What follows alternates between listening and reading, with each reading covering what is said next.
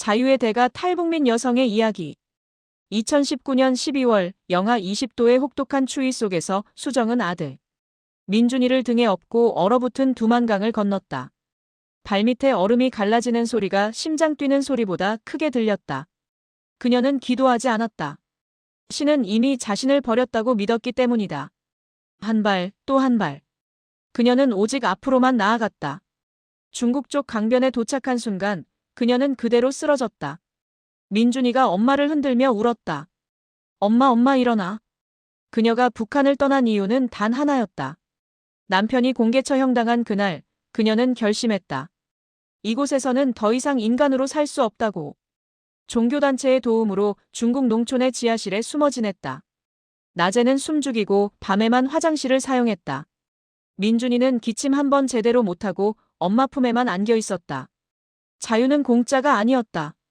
3개월간 지하실에서 숨죽이며 살았고 그 끝에 몽골행 트럭에 몸을 실었다. 그리고 마침내 대한민국 인천공항에 도착했다. 공항 입국장에서 태극기가 펄럭였다. 수정은 무표정하게 서 있었다. 자유의 땅에 도착했지만 그녀는 아직 몰랐다. 진짜 전쟁은 이제부터라는 것을. 하나원을 퇴소한 후 수정과 민준이가 처음 들어간 집은 좁은 반지 하방이었다. 벽에는 곰팡이가 가득했다. 민준이는 학교에 적응하지 못했고 곧 왕따를 당하기 시작했다. 탈북민 새끼라는 욕을 듣고 집으로 돌아왔다. 남한 사람들은 그녀를 동포라고 불렀지만 현실에서는 이방인으로 대했다. 수정은 북한에서 교사였다. 하지만 여기서는 인형 눈도 제대로 못 붙이는 사람 취급을 받았다. 그녀는 온갖 아르바이트를 전전했다. 인형 눈 붙이기는 개당 50원, 전단지 돌리기는 하루 4만 원, 전화 상담 알바는 사투리 때문에 해고당했다. 매일 밤 늦게까지 일했지만 통장 잔고는 늘 빨간색이었다. 한 달간 열심히 일한 전단지 알바비 150만 원이 지급되지 않았다. 사장은 연락을 끊었고 수정은 파출소에 찾아갔지만 계약서가 없으면 어렵다는 답변만 돌아왔다. 그날 밤 그녀는 처음으로 죽고 싶다고 생각했다. 하지만 민준이의 얼굴을 보자 그 생각은 사라졌다. 술집 앞에서 울고 있는 수정에게 한 여자가 다가왔다. 화려한 차림의 민주였다. 언니, 왜 울어요? 남자 때문에? 아니요, 돈 때문에요. 아, 그게 제일 쉬운 문제인데. 나 따라올래요? 민주는 사기업주를 찾아가 강하게 협박해 돈을 받아냈다. 수정은 충격과 감사가 섞인 표정으로 그녀를 바라봤다. 이 바닥은 착하게 살면 개죽음이에요. 언니, 돈 벌고 싶으면 나한테 전화해요. 민주가 명함을 건넸다. 그 명함에는 유흥업소 실장이라는 직함이 적혀 있었다. 며칠 후 수정은 결국 민주에게 전화를 걸었다. 민준이의 학원비, 밥값, 그리고 미래를 위한 돈이 필요했다. 첫 출근 날 화려한 조명과 시끄러운 음악이 그녀를 맞이했다. 민주가 드레스를 입혀주며 말했다. 언니, 여기선 이름도 바꿔야 해요. 수정은 너무 촌스러워. 수지로 하자. 그날 밤 수정은 수정을 벗고 수지가 되었다. 그리고 자신의 감정도 함께 벗었다. 손님들은 거칠고 무례했다. 추근거림, 술 따르기, 억지 웃음.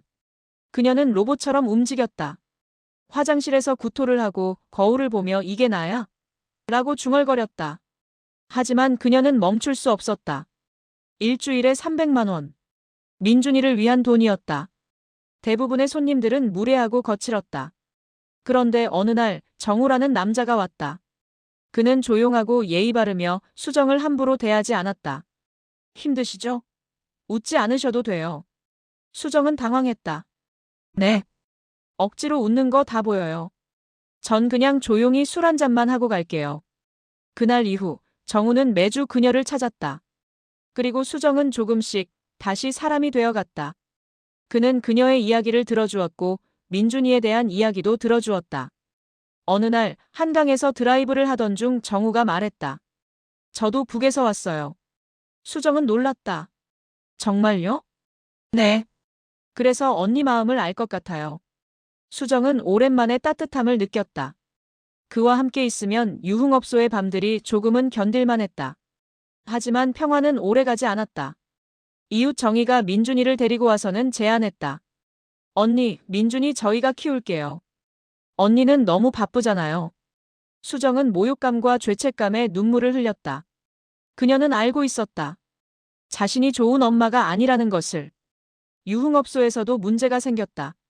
수정이 한 손님의 유혹을 거절하자 동료들이 험담하기 시작했다. 쟤 뭐야, 청순 코스프레. 민주가 그녀를 따로 불렀다. 수지 언니, 여기서 감정 가지면 안 돼요. 특히 손님한테. 근데 정우 씨는 달라요. 다 똑같아요. 남자들은. 어느 날 밤 드라이브를 하던 정우가 차를 세웠다. 그의 표정이 심각했다. 수지 씨 아니 수정 씨. 저 고백할 게 있어요. 수정은 긴장했다. 저 사실 결혼했어요. 그리고 아내가 북에 있어요. 수정은 얼어붙었다. 뭐라고요?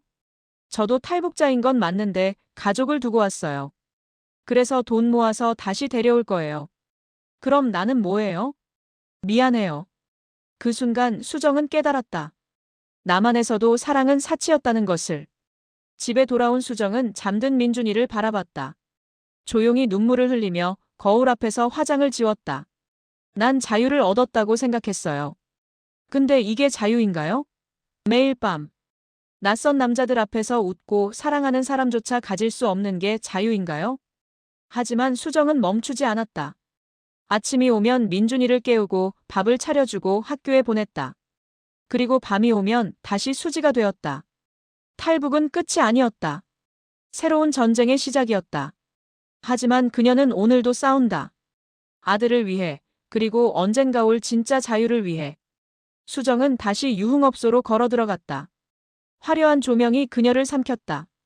이 이야기는 실제 탈북민들의 증언을 바탕으로 재구성되었습니다.